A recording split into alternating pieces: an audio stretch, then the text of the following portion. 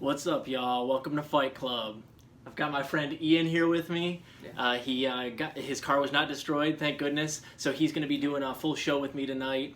First, we're going to do the rules. Rule 1, talk about Fight Club. Rule 2, pick your battles, know your shit. Rule 3, know your opponent. Rule 4, keep the debate on topic.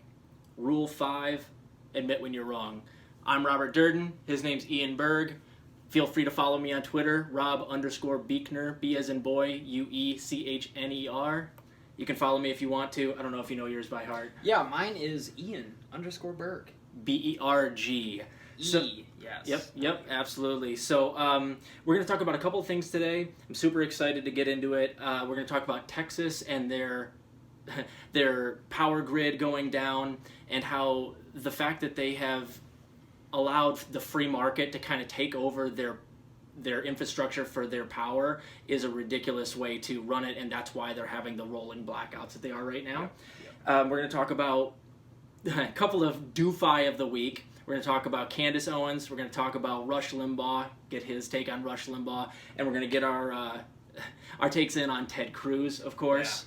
Yeah. And then lastly, we're going to talk about political strategy for the left going into 2024, and specifically the roadblocks that come with running third party versus running within the Democratic Party and trying to win from within versus running outside. Yep. And what strategies we should go with there. So I'm going to let Ian real quick talk about Rush Limbaugh and anything else that I've missed over the last couple of weeks. If you have any takes, just have at it. Yeah, so first, this is entirely not political related, but just a little info on my car. So I got a broken axle. I'm running on one wheel. Oh, jeez. It's one-wheel drive right now. Okay, so this is the Midwest. I don't know if you've been here before. So I'm driving at 11 o'clock last night. The roads are awful, completely shit. But I'm still going, and I'm heading up this hill, and there's a car next to me, one of them newer, Challengers. Oh, jeez. You know, that everybody buys? Yeah. And this guy's just going crazy on this hill, just trying to go in a straight line. He can't. He's probably going 15, and here I'm just putting next to him, just give him a little wave.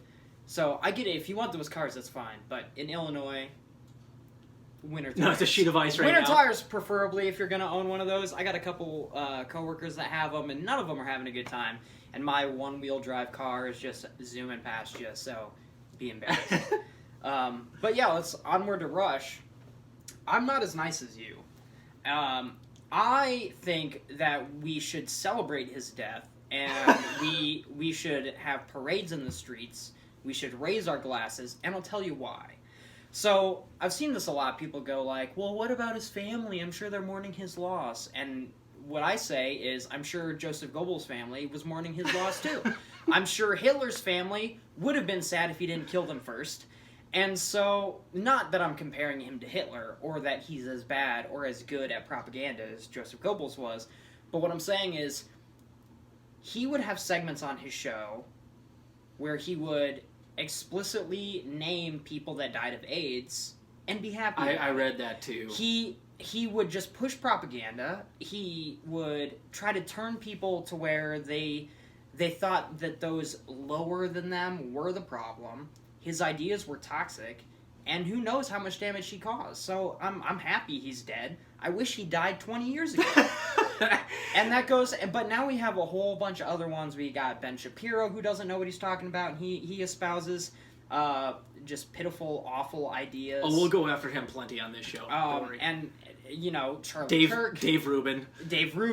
You just have a whole slew of people that are espousing all these right-wing ideas, and there's a difference that I've noticed between conservatism and people that claim to be conservatives. Because if you're a conservative, you want to keep things how they are. But the problem is they want to go back to Reaganomics, back in the Reagan day, keep everything like it was then. But they don't want to go back to no, we want to go back to the Roaring 20s and bring it back to that and tax rich people more. And it's just they're really weird about what they choose to conserve and what they choose to want to change. So I think conservatism as a whole definitely needs some work. But people that say they're conservatives, they're not. Or people that say they're Republicans, but they're just corporatists. So I think people like Rush Limbaugh and all those that fight for them, we're better off without them. So. Yeah, no, I can respect that, and I teeter-totter depending on the day. You know, some days I'm ultra nihilistic and vindictive feeling, and I'm just like, yes, I'll just, you know, throw a party when the next Koch brother dies. But then there's part of me that's like, no, that's mean. Don't do that, because you wouldn't want it happening to you. So what I said in my video was like, dude, I'll just extend you the courtesy that you would extend me if someone in my family died. I'll just send you some thoughts. No, and man, prayers. be mean. I can't wait for the next Koch brother to die. I'm so excited. There's only one left, right? Yeah, The only one that matters anyway. Like, I hope he gets crushed under a pile of his own money. Like, I think that would be ironic. Like Scrooge McDuck. Yeah, exactly. So let's talk about Texas. Yeah. Yeah, go ahead. So that's been like a really big thing, and a lot of us here in the frozen north have been like, sucks to be you, Texas, but we don't really feel that way. Like, we know your infrastructure wasn't capable of handling that. You don't have the snow plows, you don't have the salt, you don't have, you know, the power grid that's been winterized, and a whole slew of things. And I don't want to hear about anybody freezing to death or starving or anything like that. So it is a tragedy what happened there, but it happened for a reason. And that reason wasn't just because bad weather hit. Like, this has been building up for a long time. Yep. And I'd say one of the best clues we have is that they were told to winterize their power grid years ago after they got hit before, and they basically were like, no, we're not going to do that, because I don't know if it wasn't cost effective or yeah, that's what it was. And the way that people have been spinning it on the right, and this is, I'm going to go over every bad argument, why it's a bad argument. The bad argument that they're putting out there right now is that the reason that there are rolling blackouts is because the wind turbines in Texas froze. Bad argument for two reasons. One, wind turbines make up only about 5% of their grid. So bad argument, even if all of them went down, if I granted them what they're saying was true, it still wouldn't be enough to cause the rolling blackouts. More than 80% of the power outages right now are due to, you know, things that run on gas or fuel. Yep. So it's not the wind turbines. And then the second reason it's not the wind turbines' fault is because there are obviously wind turbines all over this country. There are wind turbines in the Arctic that never malfunction. Yeah. So ask yourself why. It's because they weren't winterized or weather-proofed. Why is that? And this is the main thing I want to talk about with the reason that this all happened, is because what Texas did is that their entire electrical grid is privatized. Yep. Like, so what that means is that they're not only just, the distributors are private owners, but the utility companies are also, so they are also like middlemen. Mm-hmm. They're also private. So what happens is you have like this bidding war, and all of these companies trying to make all the power, and then you literally have the utility companies like making bids on it to try to keep the prices for your utilities low. So that's what they always do, is what they will claim if they're arguing for a free market is like, we're going to keep your utilities low in this case. But what ends up happening is it makes it impossible for them to have a stable electrical grid. Well, it's also, so that's not only in Texas. That's everywhere. If you look, it's not as bad other places, but yeah, there are right. Other places So too. One of the best instances I think that show the flaw in our electrical grid system was what happened to Puerto Rico after the storm years ago. Mm-hmm. And their power was out because that storm basically took everything away. And this is also the thing I use when talking about Trump corruption, is there was a guy and he donated upwards of $100,000 to the Trump campaign. And so when the bid to fix Puerto Rico's power lines came in, it went to his company. He bid on it. He won. Mm-hmm. Guess how many full-time employees that man had? Yeah, it was like, what, 6 or 20? 2. Yeah. He had 2 full-time employees, and he was tasked with fixing the entire power grid of Puerto Rico.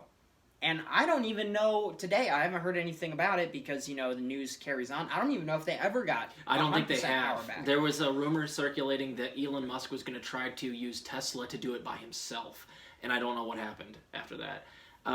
But the point I'd like to make with the Texas power grid is that if it turned out that you socialized your electrical grid, meaning your tax dollars went to maintaining it, and it were all run by one entity, i.e. the state government, and just run as a normal utility, socialized, this would not happen. Now, the way Germany does it is they have they have all of their, they have a lot of wind turbines, they do have solar power, but they still have maintained a lot of their coal plants for backup. So what we could do is, in a transition state, we could use some of our old sources as simply a backup, and then just transition, upgrade our infrastructure, and then make it all socialized, and then you wouldn't have things like this happen. Right. And your utilities really wouldn't go up all that much. They'd have to add more wind turbines, weatherize them, and of course, going back to our original point, you have to regulate these things so that they don't break down in the middle of weather events. I mean, in Wisconsin, it's regularly -20. They have wind turbines everywhere. Why is it that this happened in Texas versus Wisconsin? It's because Wisconsin has a slightly more, if not, and I'm not too familiar with it, but more socialized electrical grid. And it's not even just that. It's, if you live in a different place in the United States, you're going to have different things. So you live in California, you have to have buildings and infrastructure that's prepared for earthquakes. You live in Illinois, you have to have infrastructure that's good at really cold weather, also really hot weather, and things like tornadoes. If you live down in Texas, I'm sure that most of the time that they want to make it as efficient as possible, withstand real bad heat. They have a lot of open spaces, maybe they get a lot of wind. I know they get hurricanes every now and again, but they very rarely get cold weather. And so you need this kind of like standardization of, okay, your power grid has to be able to withstand anything any other state can take. So, because you're not losing anything there. And so the problem we have now is, if you did implement that, and you had these private companies have to upgrade their infrastructure to, be on par with everywhere else, they would just push that onto the people that are attached to the grid, and you would see your energy bills jump because it is privatized. And so if they want to upgrade anything, they have to push that onto the consumer. They don't have to. They make plenty of money, but they choose to because they have to keep the profits up. And so if you got rid of some of that privatization, or just got rid of it and socialized it entirely, you wouldn't have issues where each state has something separate going on and they are more vulnerable. And with giant weather changes that we're going to be seeing more frequently because of climate change, it's going to be more important now than ever. I mean, Texas isn't the only place that loses power for extended periods of time. It happens all over the place because of just poor planning, poor maintenance, companies trying to cut corners. And that's built into the capitalistic model. It really Whereas is. if it's a socialized model, you don't have to worry about maintenance because it's paid for by your tax dollars, and it is in the best interest of everybody to pay. And here's the thing too: your prices, even if I grant you that the prices could go up on those things, I'd be willing to bet that if I ask people in Texas right now if they'd be willing to pay a little bit more in taxes to make sure they're not in this situation they are in right now ever again, a lot of people would say, yeah, I would make that trade. But that's also not a true argument. Your utilities wouldn't even go up, right. Especially if they did it correctly. Well, let's also talk about laws put in place to protect these companies instead of the consumers. So, for instance, it's winter. So I don't know what the weather's like, but sometimes it's sunny. I know that the sun isn't out all the time, but imagine where it was easier to have your house make its own power with solar. Right. Okay? Maybe you wouldn't be able to have power all day, because if the grid is down but you're just getting power to your house, you're only going to have power during the day. But you crank the heat up during the day, it's not going to get nearly as cold. You're going to have something going. You're going to have a little bit of reprieve as opposed to nothing at all. But the problem is, something that I discovered recently, out of Nevada, they stopped doing solar because so many people were going solar that the power companies weren't making any money. Right, yeah. And so because the power companies weren't making any money, they jacked up solar rates so much that when you, a consumer, paid to put solar panels on your own house to generate power, you ended up paying more because the power company was taking your power from your solar panels and they were charging you for it. And that's all because of different government regulations due to lobbying. It's also legalized monopolies put in place in like the 1920s. And so you're losing your freedom even if the technology exists for you to have that freedom. And so I think that the only real solution to not only problems that we saw, you're always going to have power outages, it's never going to stop, but one way to make it happen less often is to socialize the power grid, especially if we're getting to a place where every American could produce their own power. And so if I'm producing my own power, why am I paying another company? Mm-hmm. And then on top of that, you have laws put in place when the whole tiny house movement was happening, and people wanted a lot of these eco-friendly, houses with composting toilets and completely self-sustaining. California, where it was happening a lot, made it illegal to build a house off of the grid. And so what you had to do was, if you're going to build a tiny house that wasn't on wheels, so if it's on wheels, then you have to follow the same laws as any mobile home. But if it's not on wheels, you have to be hooked up to city municipalities. Yeah, they did the same thing in Colorado. And what they say is, it's if someone, like, there's a hostage situation, we have to cut power to the house or any... It's absolute garbage. It's because these companies don't want to lose money, and they've noticed that people want to be, like, free of this basically, like, enslavement that we have. Right, and that's, again, an argument that's great for socializing all that stuff, making sure it's all just utilities, but no utility companies. Just your utilities are covered by the state or federal government. Exactly. And that's what I would love to see. Again, that would, if you could do it right, would actually, I think, lower a lot of the prices of all this stuff, and you would never have the, you're always going to have the blackouts, like you said, but they'd be way less frequent.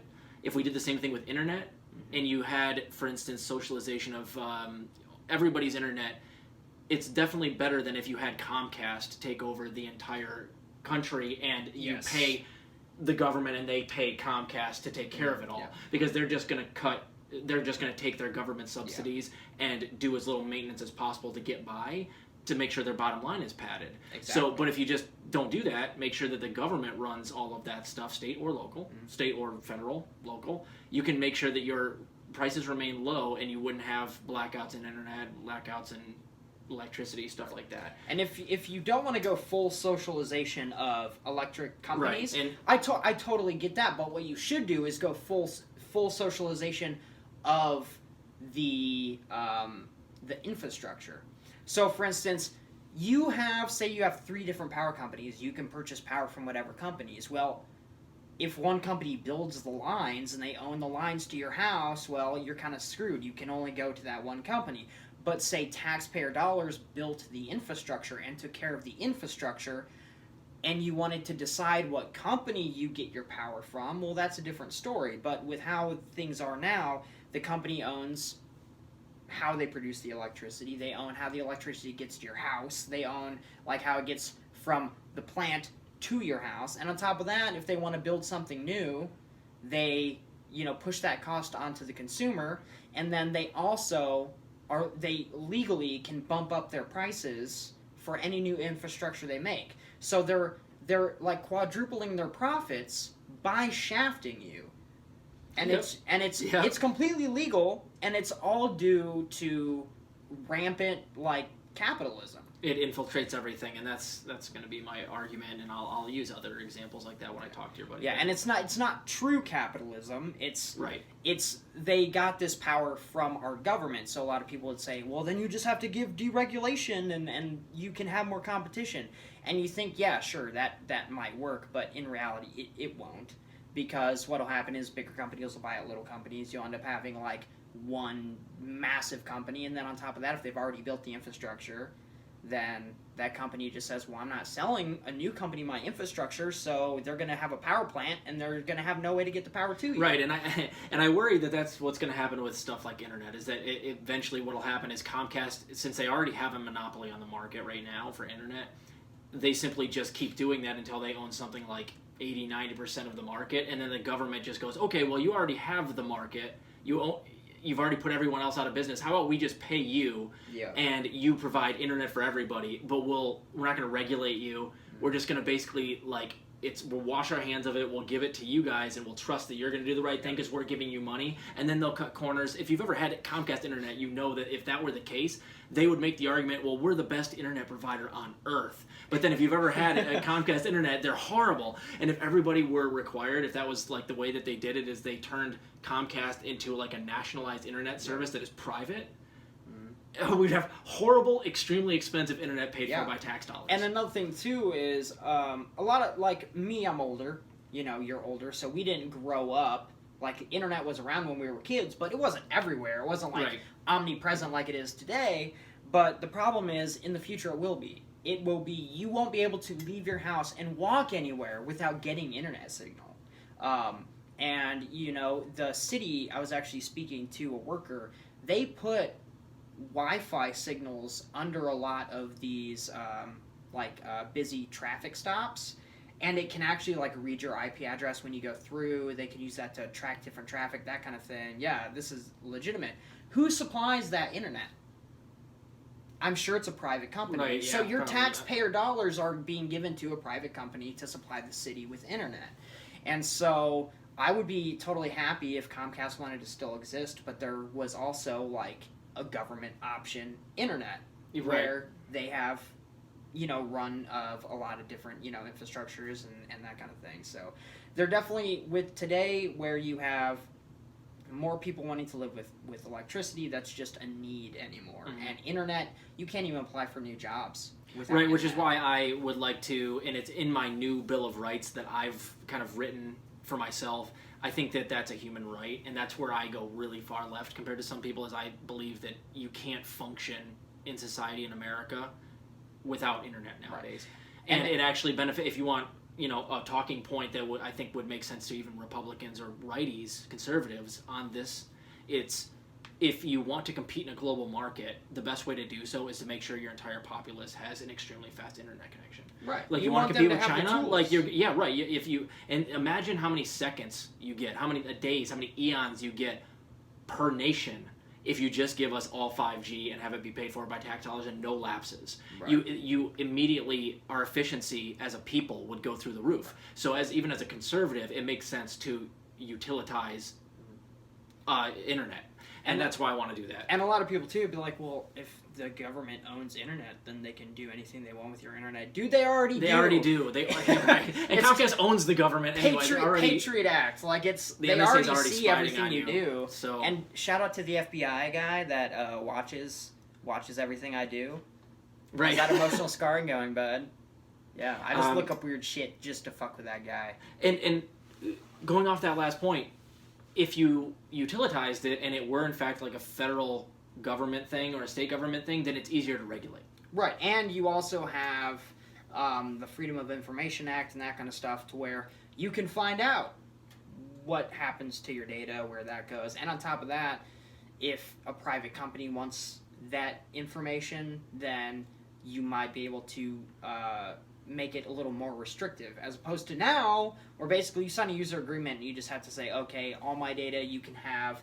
I'm helping you build your company. I'm helping you with market data and everything else, but I'm not getting anything for that. Like, it's my stuff. You're getting it for free, and you're using it to make money. How does that make sense? It doesn't.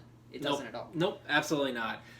So, you know, kind of to synopsize, if Texas hadn't left their infrastructure and their electrical grid to purely the free market in an attempt to keep costs low, they simply would not be where they are today. And don't let anybody, like, if anyone tells you that the wind turbines freezing is the reason that they have rolling blackouts and they're using that argument as a reason that we shouldn't have renewable energy sources, they're full of shit. That is a bad argument. And again, wind turbines make up about 5% of their grid. Yep. And even if I granted that all the wind turbines were, like, if that was their entire electrical grid and it all went down due to freezing, normal wind turbines don't. So it was just their wind turbines that are deregulated. So, and let's be honest here too. The grid is down in a lot of areas, right? But they also have the ability to give power to certain areas, take it away from other areas, that kind of thing. And so, have you seen the picture with?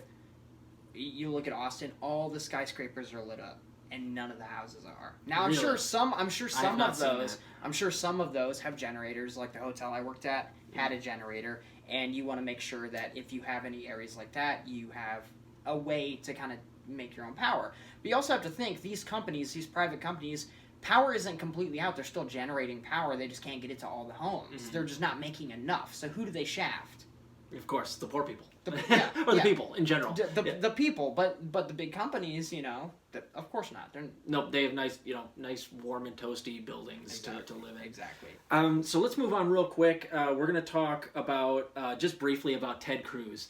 And this isn't a big story, so I don't want to spend too much time on it, but I always like to make fun of at least one or two people per episode.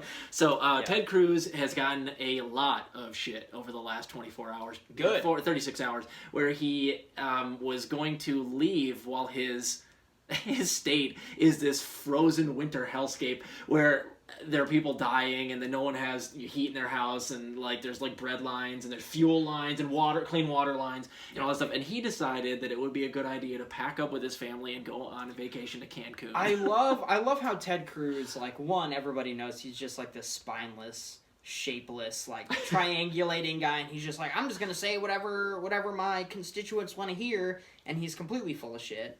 And, like, he was rallying against Trump, and he hated Trump, and then once Trump got elected, he's over there, like, bending the knee and worshiping him and all that.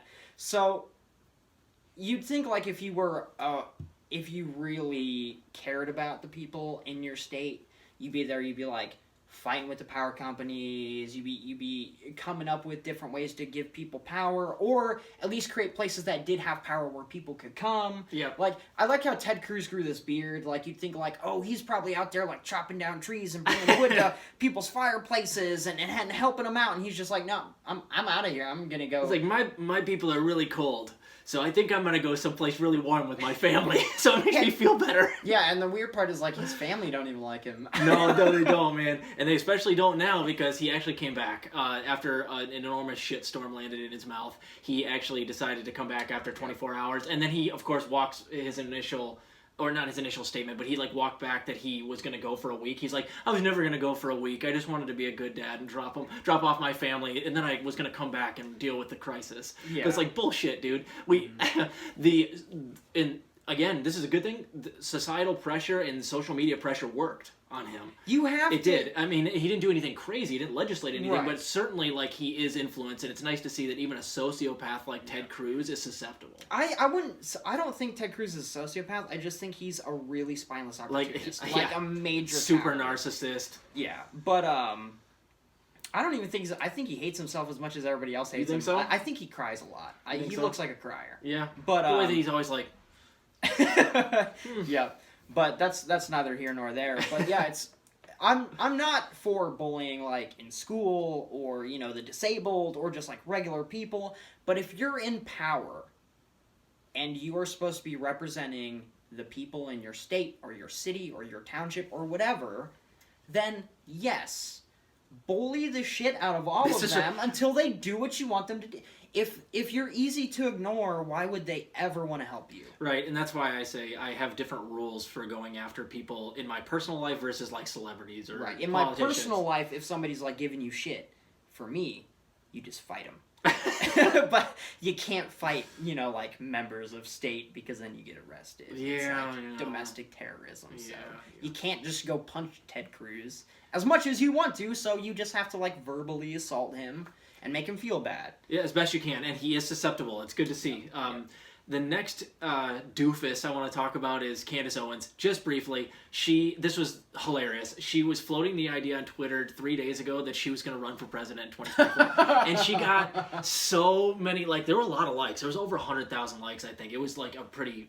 I didn't know she had that many fake accounts. Exactly. I didn't know. And so, of course, I made my joke, and I'm going to make my joke here, too. It's like, I really wish that she would... and have Kanye be her VP. Oh, I think it'd be the most entertaining, most hilarious combination if it was Candace Owens and Kanye running from the get-go as, like, but it would be weird because Candace Owens thinks every white person's racist. Yeah. And Kanye West thinks he's a white person. So... you would, like, how would that work? Because she'd be wanting to just be like, all right, man, time to take away some rights from white folks. And Kanye would be like, whoa, them my people. What are you talking about? I think Candace Owens wants to be more white than you're letting on. And honestly, I think it would be hilarious. Like, imagine this. Now, in some, like, alternate universe, 1 in a million chances, there's a chance where you have something like Kamala Harris Candace Owens, Kanye West, all in the same like election cycle, and all those is just like Kamala Harris is getting whiter the longer that she's in office right now. All there is like self-hating black people, and it would be like I don't want to see that. Like right, I want to see Nina Turner run, like a black person that's proud to be black. Because for God's sakes, is it too much to ask? And I don't even think Candace Owens I don't think she believes what she espouses. I think she's just doing it for money. Yeah, she's a grifter. Just like Ben Dixon. Ben Dixon on the left. Yeah. He could run for office too. It'd be hysterical. Then we got all five. And it's also, it'd be hard too because you're going to have, you have Kamala Harris who'd be running, and she is part of the reason why we have such like lopsided like injustice when it comes to police against minorities, and she is a minority. Right. And then you have Kanye West.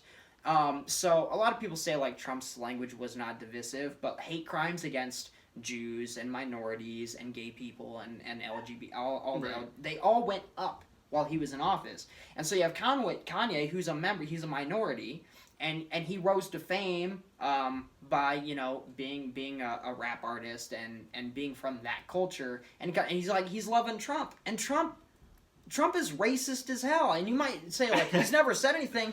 He has the amount of like lawsuits against him in his housing for not renting to minorities. He has to be. If he's, Kanye definitely doesn't know that. Yeah, He doesn't know anything about Trump. Otherwise, and then you have Candace Owens, and Candace Owens she talks about like really right wing topics, and it's just, so you're sitting here and you're just like, you're gonna have all these people saying, well, you can't talk bad about him because that means you're racist. And it's just like, none of them are representing real, true minorities. They're actively harming that culture in America. Yep. And, it's like you have people like Bernie who's coming out here, and he was, arrested for going on marches. Chained himself to a black woman like during a protest. And let's be honest, Nina Turner, you and I love Nina Turner. The fact that she's a black woman has nothing to do with it. No. Just like the fact that Candace Owens or Kanye or Kamala, their race, their gender, it doesn't matter. I'm all about your ideas. Their ideas are absolute shit, but I would love to see them run, but I wouldn't be surprised if they did win, because you can't make predictions anymore. No, I can make a prediction. A survey came out today, actually, on, I think it was all likely Republican voters for 2024, and Trump was up 53% to 12% over Mike Pence, and third place was Don Jr. at 6%. So theoretically, if Don Sr. runs, Don Jr. is not gonna, and 100% of his 6% are gonna go to Don. So Don has a 59% to 12% lead on the next closest person. If Trump runs again, he's gonna win the nomination. And let's be honest, if he runs again, because there's that law in place, Twitter would have to let him back on, and he would reach more people. If you're the president or any member of state, and not to mention he'd get full news coverage again, and so this blackout wouldn't work unless they tried really hard. And with how much backpedaling Biden is doing, he's not going to keep half these people, because they're just like, dude, you're just like Trump 2.0, you're less orange, who gives a shit, I'm just going to vote for whatever. And that's why I really think that we need to lose this like two-party dichotomy that we have in the U.S. That brings us perfectly segued into the last thing I'd like to talk about, and particularly what you're talking about with Trump. Now, I heard earlier that he may or may not run third party as part of the Patriot Party, which he might start himself. I don't know why he would run Patriot Party if he's up 40% on the next closest person in the Republican Party. And I'd like to mirror image the other side. If Trump does run third party and the Patriot Party, that is the perfect time for Nina Turner to run third party or run independent. Because then the spoiler argument will not be able to be used against her, because Trump's running spoiler on the Republican side. The problem is, so many states don't even put third parties on the ballot, but they would put Trump on. They would. Because they don't want people rioting and storming their Capitol with AR-15s. But they wouldn't put Nina Turner on for a couple reasons. One, lefties, as much as the media wants people to believe, most lefties are not violent.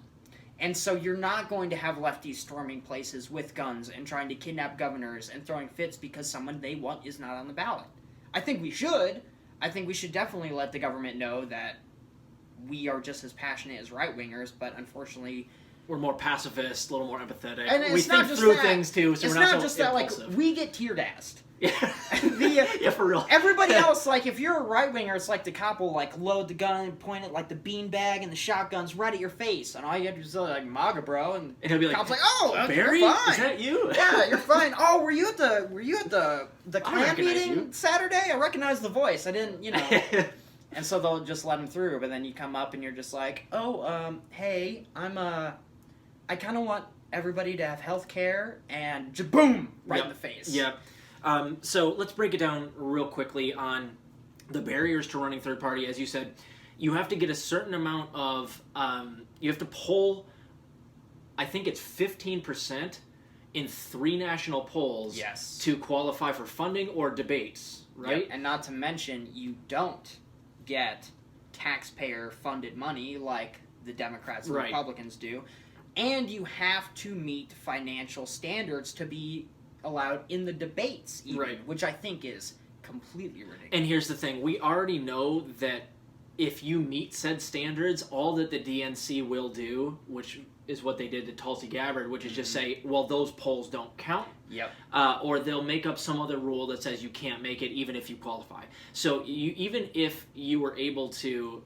And the DNC doesn't have any control over you if you're an independent, obviously, running, and you do hit those goals right there. But you know that they're going to pull out any stops that they can, and they're the elites. So just take the Democrats and Republicans' labels away from them. The elites will do whatever they can to quash populist insurgents. Yes. So we know that if we're going to run, especially if we're running in the Democratic Party, expect you're going to get cheated at every turn. Yeah. So this brings me to what I think will happen and what I think should happen. I think that Trump will likely run again. Oh, for sure. I do not know if he'll run third party or Republican. If the numbers that we saw today turn out to be true, he'd be an idiot not to run Republican. Because he'll clean house. He'll run against somebody like Romney, or, maybe it'll be Cruz or Rubio, but I don't think so. I think it'll be more or less like a Romney type. And let's be honest. They have missed their chance to Article 14. If they weren't going to Article 14, they're not going to. And so this whole thing of they don't want Trump to run again is complete nonsense. Right. Because the same people that paid Trump are the same people that are paying Biden. Yep.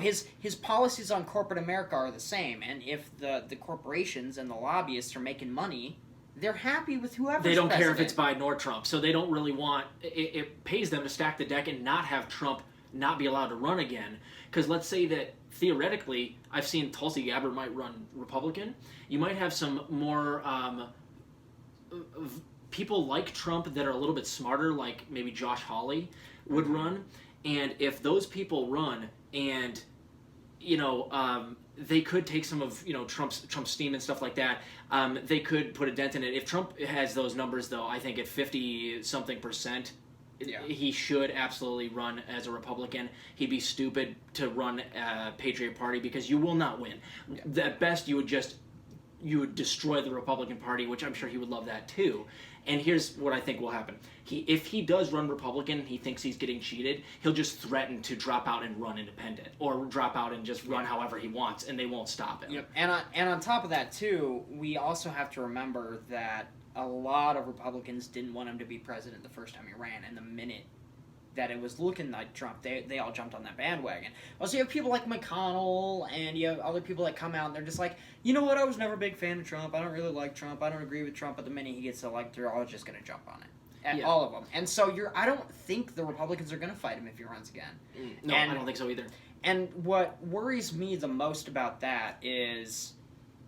Trump has already gotten away with so much. I think he will be happy to use violent rhetoric from the start. Mm-hmm. And if he does become president again, all these people, they're just like, man, I could just go straight up shoot his competition, and when he wins, he'll just pardon me.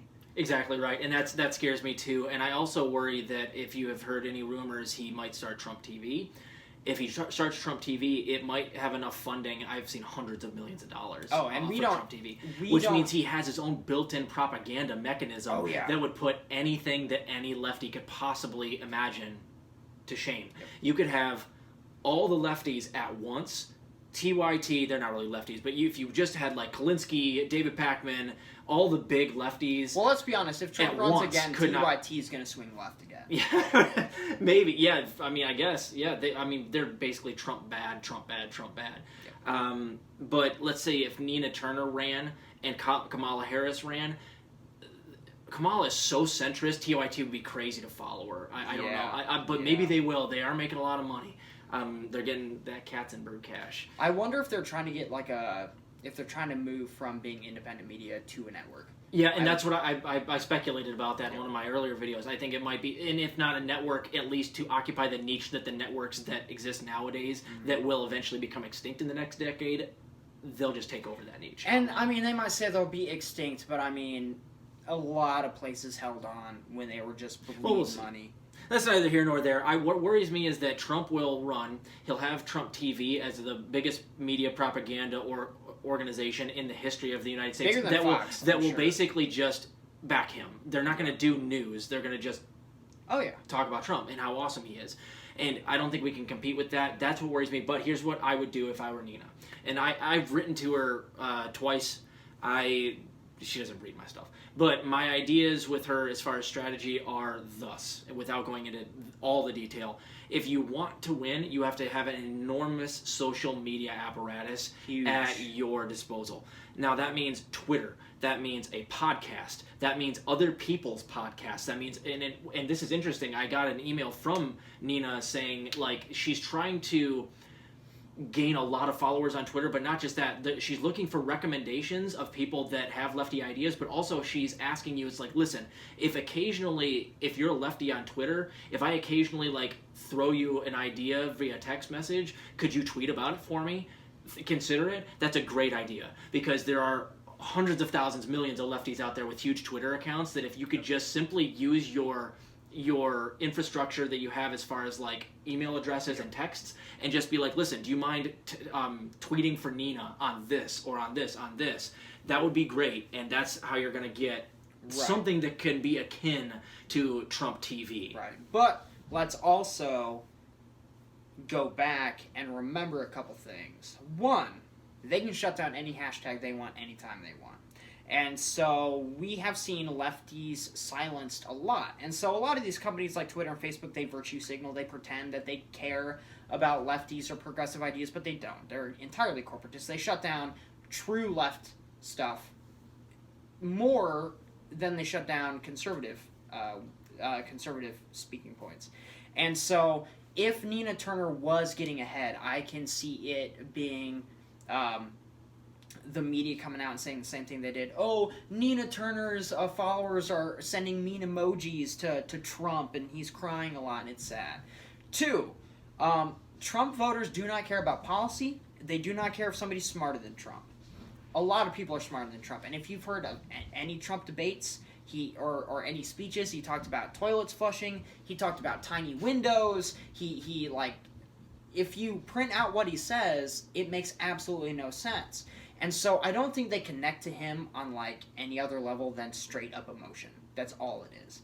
And so you can have somebody like Nina Turner or Bernie Sanders or any progressive lefty that has all the right ideas, but the problem is you're not going to get to people that don't listen to logic.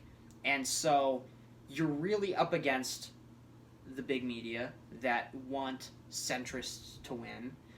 You're up against things like Twitter and Facebook, which have been shown to silence progressives. And on top of that, you're up against a very large part of the country that doesn't listen to any reason.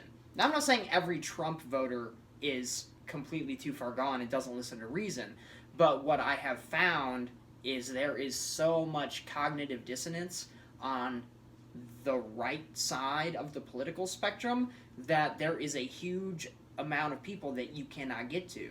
And if you have Trumpists trying to run, campaign buses off the street, I wouldn't be surprised if somebody, if it gets even worse. And so the cards are stacked insanely high. That doesn't mean she can't win. It's just she'd be very hard pressed to win. Well, what you're talking about mostly in right there is what would happen in the general.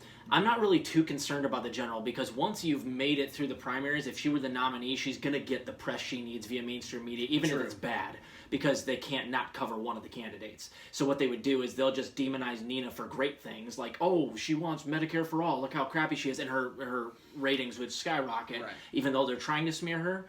And they would just cover Trump for the horrible person that he is, and he would just do what he does. Yeah. So I'm not worried about the general so much. I'm very worried about the primary. I think that's the entire battle as it was this last time. Yep. And that's when the most rigging can be done against you. So I guess let's get back to what you think we should do. Here's what I think we should do. I think that she should run Democrat, starting off, and then make your three main things slam dunks. One of them is, and I would do Medicare for all. Absolutely. It polls insanely high everywhere. The other thing is, and I would hit this right after Medicare for all every time you have a chance to, election security and integrity. Now, what does that get you? It gets you both sides of the aisle, because a lot of Trumpies feel like they had the election stolen. Oh, yeah. So that's very important for them to know that someone is running on that. Well, run on paper ballots and ranked choice voting. And the other thing that it allows you is it allows you a leg to stand on for attacking people during debates when they're literally cheating you in the primary. So you have to be willing, here's my caveat in my entire take, if you run Democrat, you have to be willing to go on the debate stage and go, listen, I am 100% for election integrity, and these sons of bitches just cheated Bernie twice.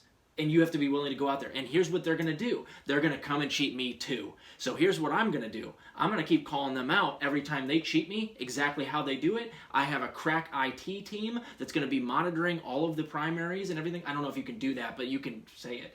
And you just say, listen, I'm about election integrity. All I'm trying to do is make sure that this is fair. And then you demonize the living shit out of them for cheating, which they did do. Yeah. And then here's what will happen. They'll cheat you anyway, and then you can drop out and run independent, and you just make your story the entire time, I was going to run Democrat, but like I said, I want a free and fair election. They're cheating me, so I'm dropping out and running independent. Fuck them. That's what I would do.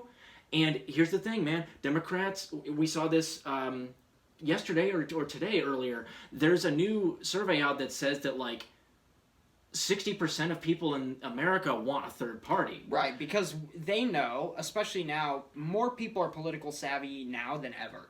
You have the entire just information overload of the internet. And so, yeah, there's propaganda on every side. But what people see is Trump ran on building wall, ending the wars, yada, yada, yada. He didn't do any of that.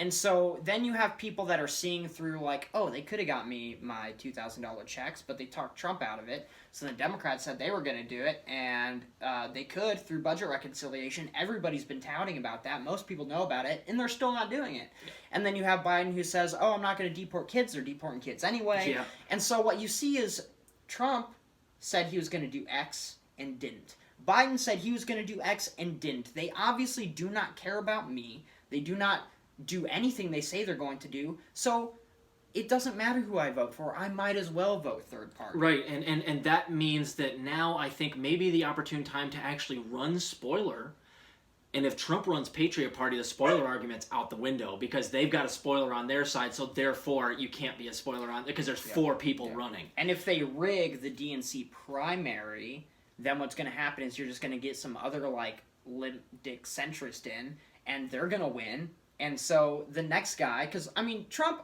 he's probably not going to live another 8 years. So if 2024 shows up, and he's still kicking, and then he loses that one because he does go Patriot, and say the DNC doesn't split, whoever wins, but that person wins and they're garbage, like Biden again, you're going to have a flip to Republican, of course.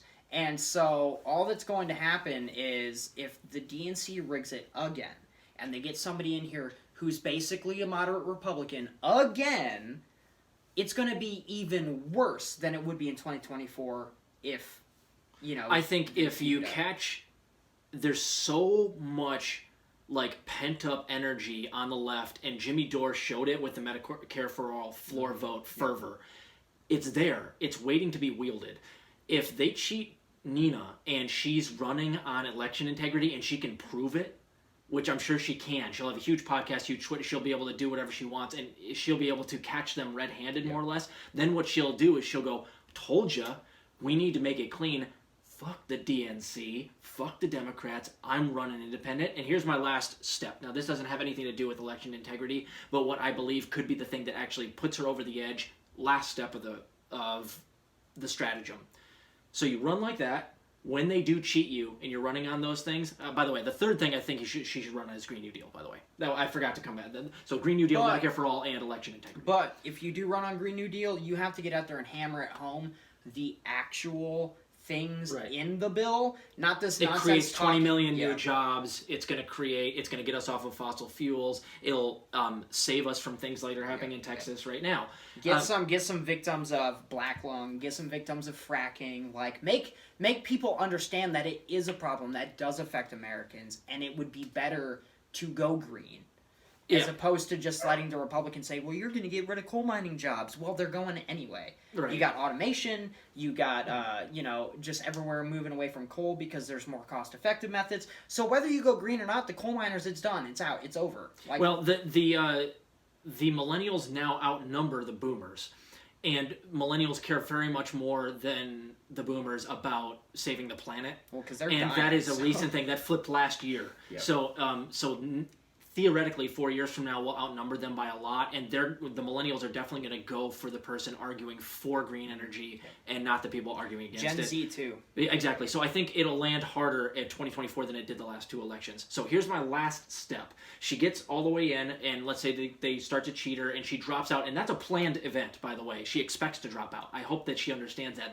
It should never be her plan to go through the entire primary process as a Democrat, because you will get cheated again. Oh, yeah. But as soon as you're starting to get cheated, that brings in the fervor of the Bernie swarm, the Sanders swarm online. You've got your backup. You run independent, and here's what you do. Before the election even starts, you need to sit down with 3 or 4 other people who are either going to run green or run within the Democratic Party who you would not mind having as your vice president. And you sit them all down, and in my mind, these people are Tulsi Gabbard, possibly Brianna Joy Gray, maybe one of the members of the Squad, Andrew Yang. Those are or maybe Marianne Williamson as well. But I also think too, you're going to want somebody that hasn't been completely demonized. Even somebody that most people don't know about, like, I'd be happy with a Ro Khanna VP. I would too. And here's, all of those people should run, and I wouldn't be unhappy to see any of them run. But what the deal should be, listen, you guys can run Democrat, you can run Independent, you can run Green, and there are some people that would be good for VP that could run Green, People's Party, Labor Party. Yep. Let them all run wherever they want. And you just sit them down as Nina, because you're going to poll better than a lot of these people that, especially run Green or third party, be like, listen, here's the deal. If I'm leading, right around the time I drop out of the Democratic establishment and start running as an independent, I'm going to pick whoever's polling the best of all of you as my VP. Mm-hmm. And that's the deal. And that's the way that it's going to go. And here's the deal I will promise you. If any one of you guys are polling ahead of me, I will also, if you want me to, drop out and become your VP or be in your cabinet if you want my endorsement. But we're all going to agree at the beginning. Let's say that the Green Party candidate's polling at 2 or 3%. But Nina only needs a couple of percent to put her over. Right. Let's say it's Tulsi, and she's running Republican or Independent or Democrat. Tulsi's extremely popular with Republicans and Democrats. Right, because she says a lot of things that everyone... She's a wonderful debater as well. Now, I'm not on Tulsi's page with... I'm about 80% with Tulsi. She's a little more right than I'd like her to be. But if you were to, for instance, if she's polling at 6 or 7% in the Democratic primary and Nina's polling at 30 and the other person is Kamala Harris polling at 33, you just drop out and go, listen, Tulsi, let's both drop out. You're my VP. Let's run independent right now. That combines for 30-something%. You'll take people from right and the left. That's a wonderful, and you might actually be able to beat them, especially if Trump is helping split the vote on the right. And FDR, if I recall, the most progressive president the U.S. has seen in how long? Century. Yeah. He had to make his own party. Yeah. And so it's... it's not unheard of. There have been very successful third parties in the U.S. I think only Not one. recently. Not only one has become, president, but the original Patriot Party was a socialist party, and it did very well for a long time. Mm-hmm. And so I also think it's important too that I don't know if the left is like waiting for something, if the squad is waiting for something, or if somebody like got in and blackmailed them all so they would be quiet. But there also needs to be like a moment, and I don't know when that moment will be. I don't know if it has to be organic, if it has to be forced. But there has to be a moment where they decide, whether it be when Nina Turner runs or whatever, to stop playing nice. Everybody hates Nancy Pelosi. Call Nancy Pelosi out. Demonize her. And if you're Nina Turner and you have somebody that for some reason, say the media or the people are against, and you're friends with them, just, confirm, be like, hey, look, I'm going to go after you. Yeah. I still like you, but you're going to get me votes when I trash you. Yeah. So I'm going to trash you. Yep. And if you don't like them, don't even tell them you're going to trash them. Yep. Just let them be surprised when you just wreck them on a debate stage or in a press conference or on social media. Just the left has to come out as anti-establishment and people that are driven and intelligent, and they have to like kind of rise above this propaganda of not being serious people, as both sides, the right wing and the left wing, have shown, or the right wing and the centrist wing have shown them to be. Yep. Because we both know that their ideas are serious. They are backed by a lot of Americans, but most Americans don't even know their real policy positions. They just know what they've been told by the propaganda machines. Yep. The advantage of running, of course, in the Democratic Party is you will be on the debate stage, almost guaranteed. It's easier. So that is the built-in advantage, but of course they're going to rig it against you. So that's why I would say, you could just drop out and say, screw the rules, I don't care, I'm going to run independent. Yep. And the best possible scenario is Trump runs Patriot Party. Maybe, I don't know who would come out on the Republican side. It would be somebody like Romney.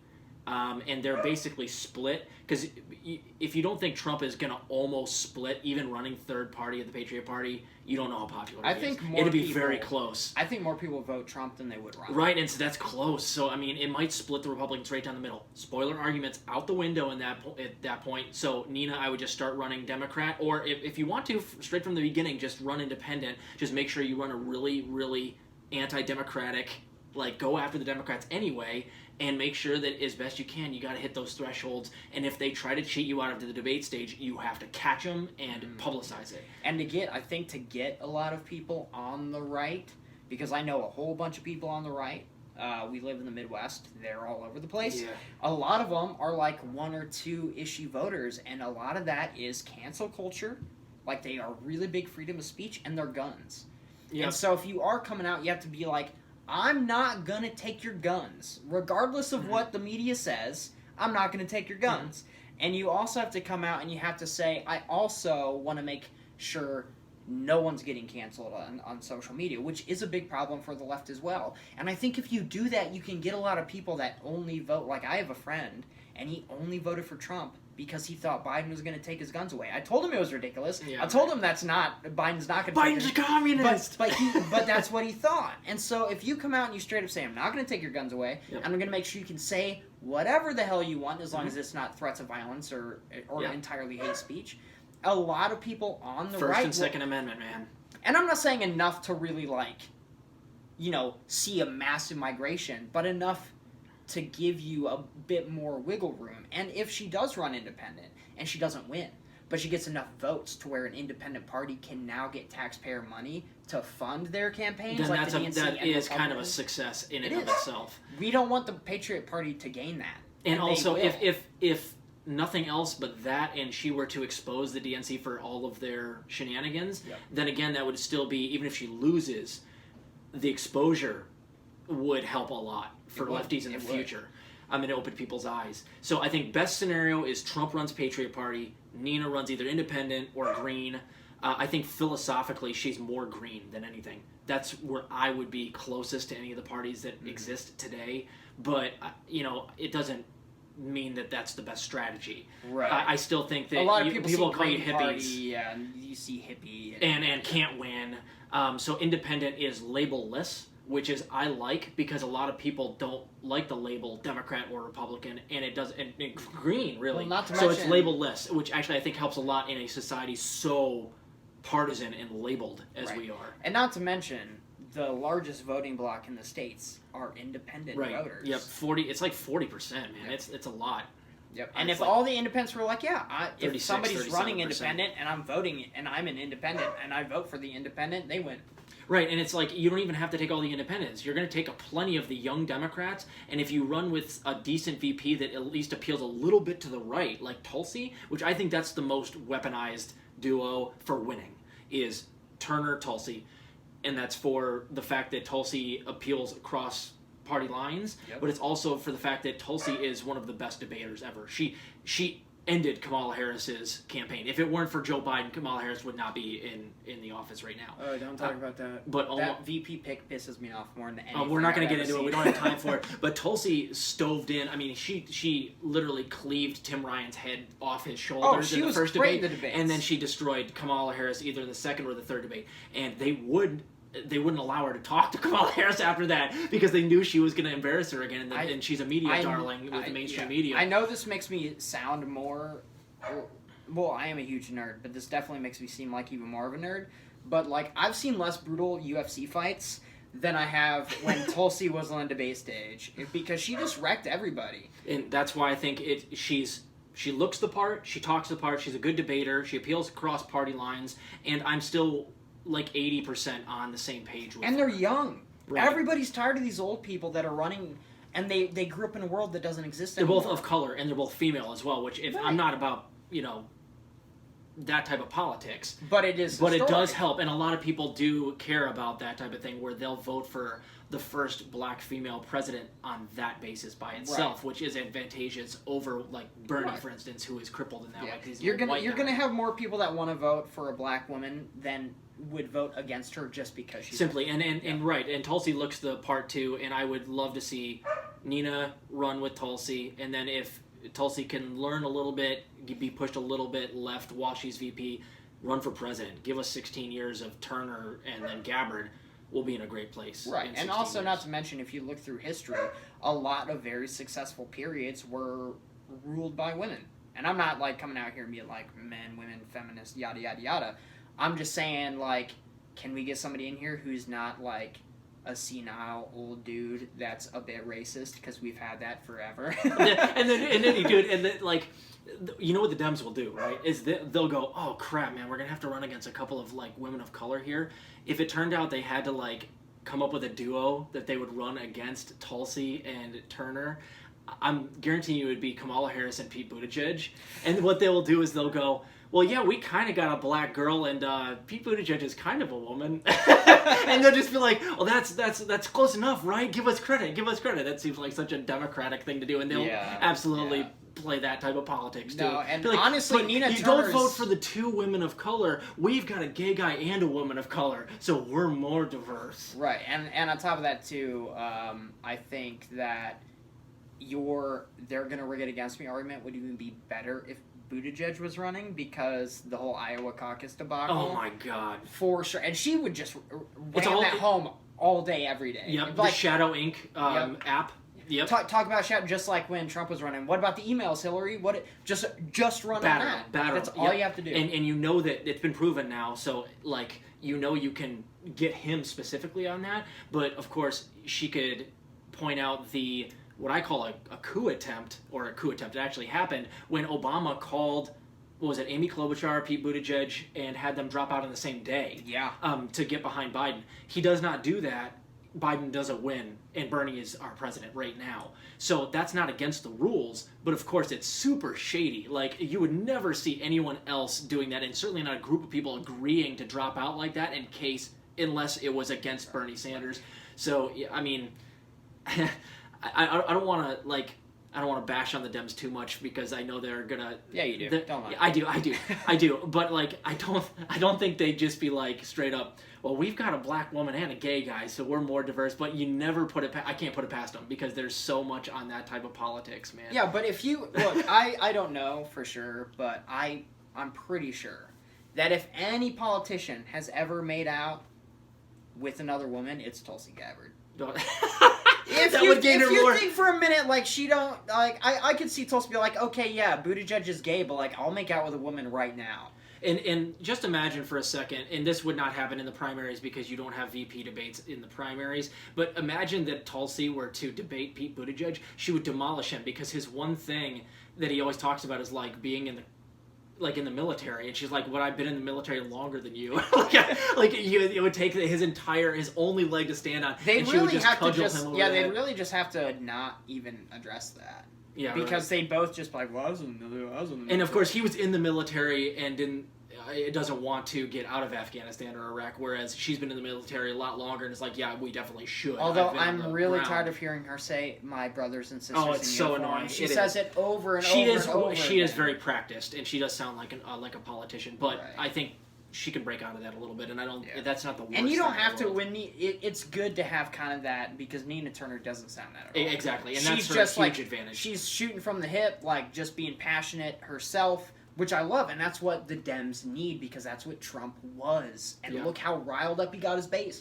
Because people are like, I'm tired of some fancy guy in a suit lying to me. This guy is barely literate. He's probably telling the truth, and so they voted for him. Yeah, I think Nina would do an even better job working up Kamala Harris than Tulsi did if it turned out that they were in the primaries debating each other. And I could see Nina Turner even making them get mad and making mistakes. Good, yeah, good. Yeah. I could see her like getting through some of that veneer for sure. Because you could be as practiced as you want, but I think Nina Turner has it in her to kind of like break through that armor that a lot of these politicians have. And Bernie didn't have that either. I think she hasn't. would be better than Bernie. She is a naturally better debater than Bernie is, because he is not as tenacious. It's also, I think Bernie is of this like viewpoint that people will just hear his points, see the facts, and then just be swayed. Yeah. But in reality, a lot of people don't even want to focus on the facts. You're right, they're not having good faith arguments.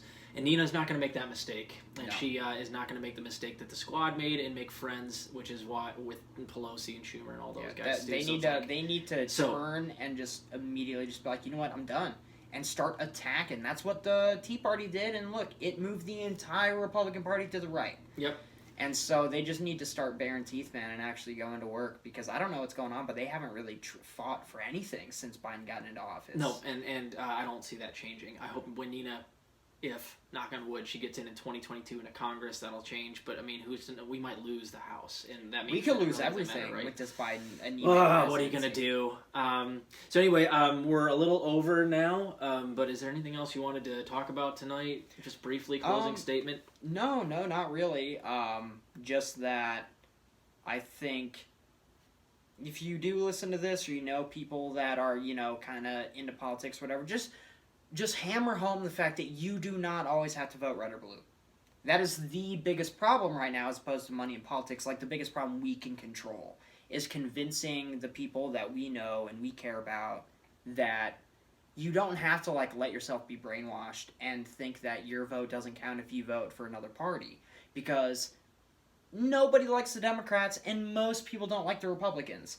And so if you give them another option, just say, look, stop caring about who's going to win or whatever. Just vote based on your principles and what you believe.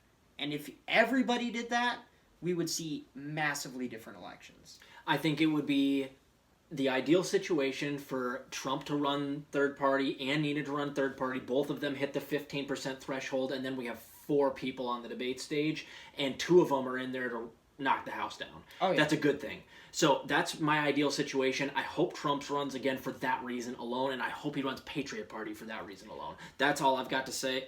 That's all I've got to say about that. I know that I shouldn't say these kinds of things because YouTube will probably close it, but I also just hope everybody that I don't like because they're really old just passes away before the next elections. Is that can I just have Trump, McConnell, Nancy, Biden just all be hanging out one day talking about how they're scamming everybody, just boom, heart attacks, strokes. Meteors would be great.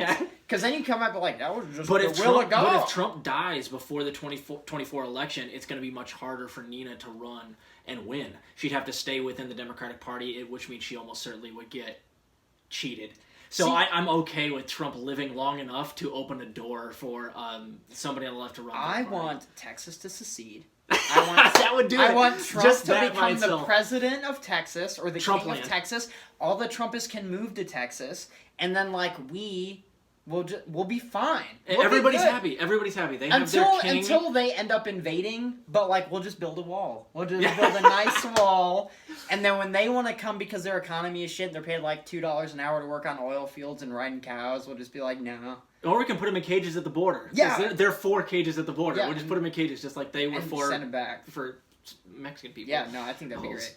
Bastards. Anyway, that's all we got for tonight, guys. We're gonna do another episode in a couple of days here.